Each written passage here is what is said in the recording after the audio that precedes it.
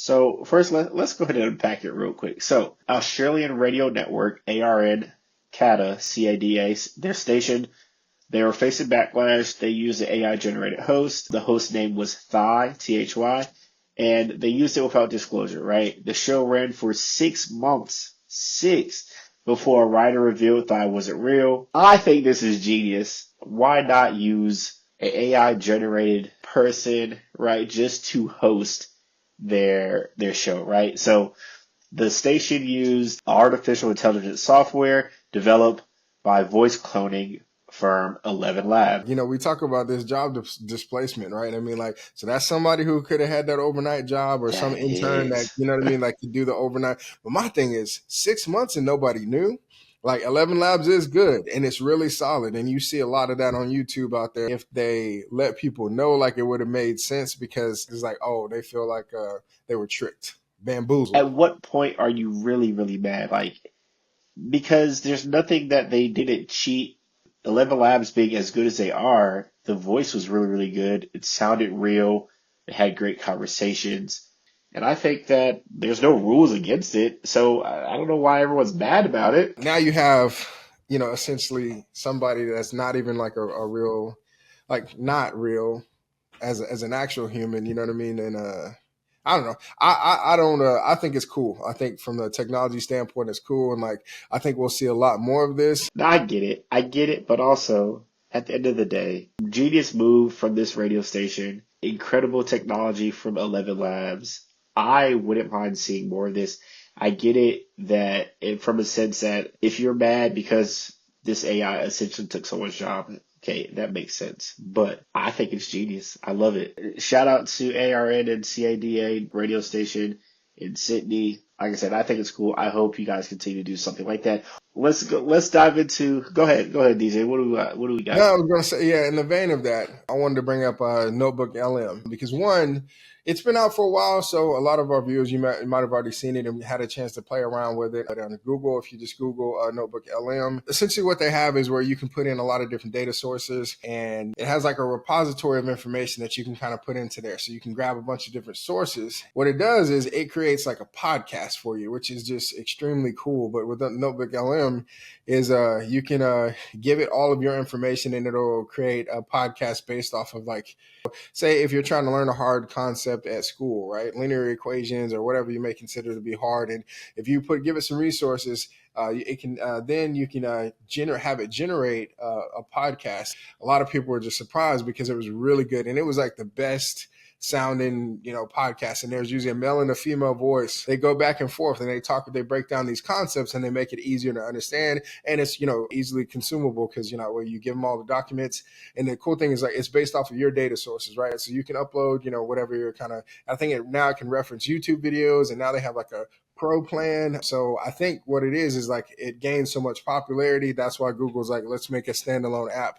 Because for one, now they even pulled in NotebookLM's capabilities into Gemini. So with Gemini, when you do deep research, right, with the new 2.5 Pro model, it'll actually pop up after the research is done to where you can click on like the little, I believe it's like a headphones logo, and it'll generate the podcast based off of your research that you've done. So if you had it, do a deep dive on a certain subject, then it'll generate that podcast, which is awesome. So that way you can listen to it on the road.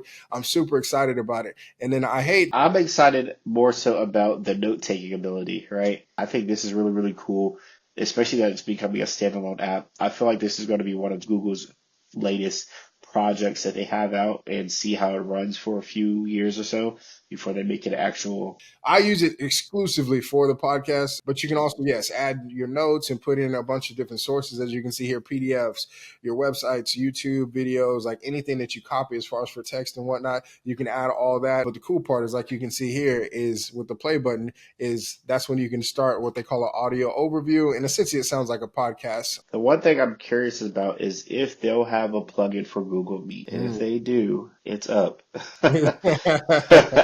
Look, all I know is if they have the Google Meet plugin, it'll change the game for a lot of things. So what would you use with the Google Meet plugin, like to meeting, just meeting transcriptions, recording, or note taking really in meetings? Like I don't need it to record verbatim, but just high level key note taking. But Notebook LM, and then you can sign in with your Google account. And like I said, if you pay for Google Advanced or whatever they call their service, where you get Gemini and its advanced models, then you'll get the plus version. But for small business owners, it's a good way for you to, if you want to put in your newsletter, right? You can drop your newsletter in there that you're getting out to your respective audiences, and then have it create podcasts. And that way it talks specifically, it's like a podcast for your users. So it's just a delighter. So if they don't want to read a newsletter, they can kind of listen to your newsletters podcast powered by Notebook LM. So definitely check it out.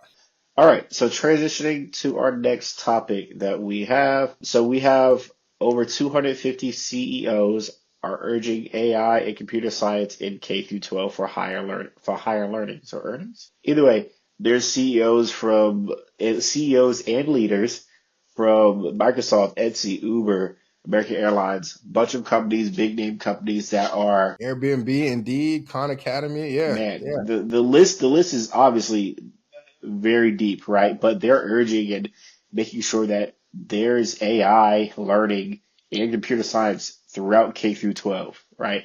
I think you hit on it right on the head. I mean, like, you got to think it's, in direct, not necessarily in competition, but I mean, and maybe it is what it is. It is in competition, but there are other countries that are out there that are already making it mandatory for their curriculum to have students learning about artificial intelligence. And the one interesting thing is, like, when we kind of just table like that, are we just talking about like from a business standpoint, from like a product standpoint, or from an engineering standpoint, right? I mean, I guess if you're saying computer science, and it's just like, how to train, then different things like test time compute and all the things that have to deal with this is kind of cool that they're kind of ingrained that in. And I do want to see what that curriculum looks like and builds out over time, and thinking or whatever, or Well, design. yeah, and Yeah, I like, think that's I one think thing. a lot of those principles that you learn in computer science, right? So they go deeper than just programming and then coding. So I'll say this. So the Unlock 8 campaign is launched by code.org, and CS for All represents, their coordinated effort to make computer science and AI education available to every student in America, right? They're saying that the research shows that just one computer science course can boost early career earnings by 8%. And I think that's just Show me the what they're money. going for, Show right? me. So, and I think it's more so, like I said, it's not just about the coding and the programming, but some of those principles that you learn can go a long way